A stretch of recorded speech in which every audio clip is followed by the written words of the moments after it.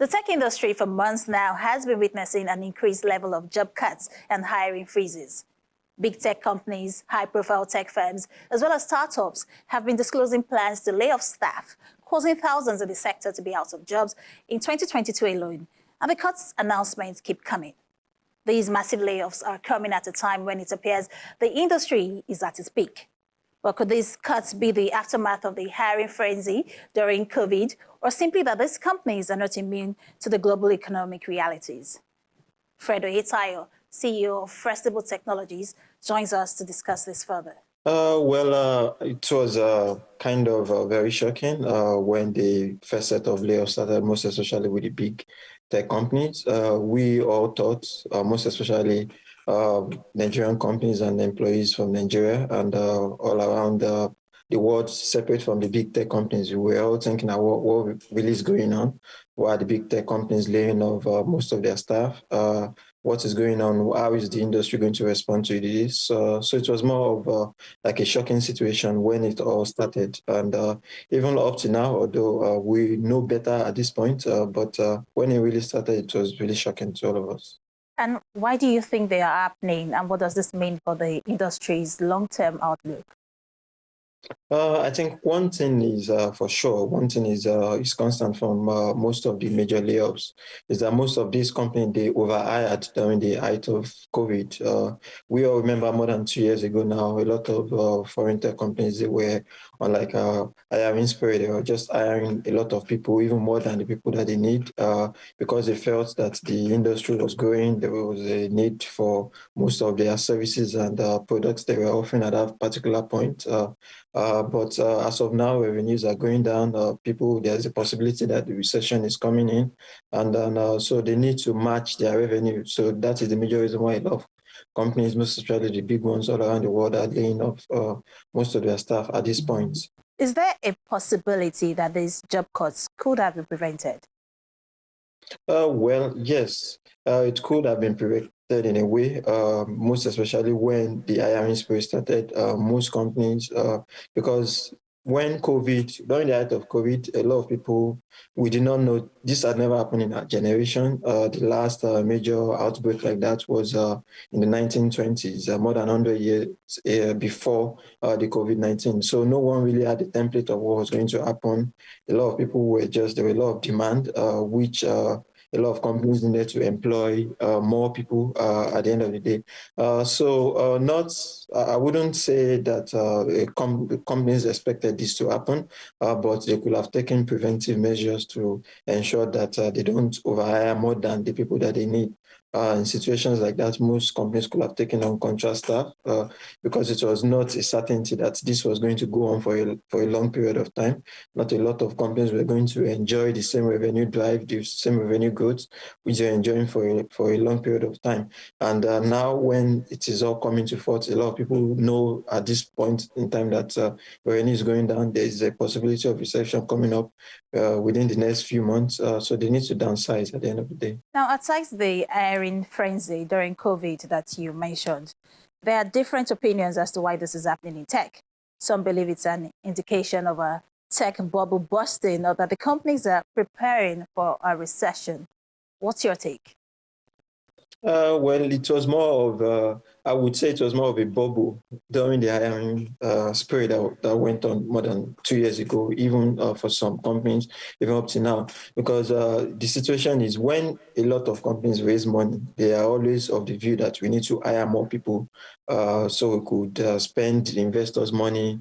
We need to do all sorts of things, which sort of a way created a bubble for most of these companies. So it's kind of like the bubble bursting in a way, but the investors, on the other hand, they're also very wary of investing into a lot of businesses now because there are a lot of uncertainty, both on their end and also on the company's end, because they don't know where the next money also is going to come from. So most of these companies, they need to downsize, and which is the current situation in which we find ourselves right now. And still talking about the layoffs, could they be a sign of a broader slowdown in the tech industry? Well, yes, in a way, but also on the other way, no. I believe technology is here to solve a lot of problems. So I don't see I don't see a situation whereby tech is going to slow down on the long run. Hiring can slow down. A lot of companies can downsize or they can freeze on hiring for now. But in terms of what technology can solve, in terms of what technology can do, I don't see a slowdown to it. Companies will keep innovating. Innovative companies also will, at this point in time, also raise money, no matter the situation in which we find ourselves. So I really don't believe that technology is going to slow down, both in Africa and all around the world. Innovative ideas are always going to spring up.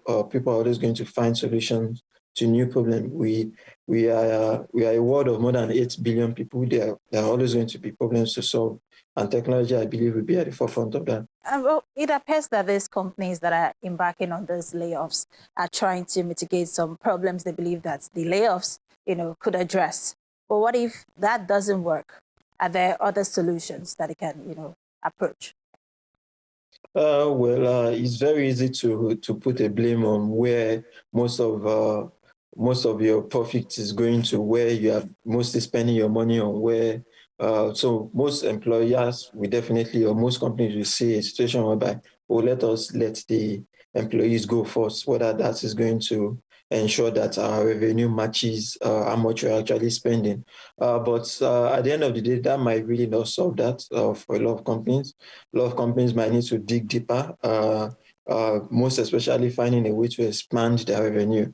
Because a company that is bleeding revenue and is really not spending a lot of money and not making a lot of money, at the end of the day is going to die. And what investors want is for a company to keep going.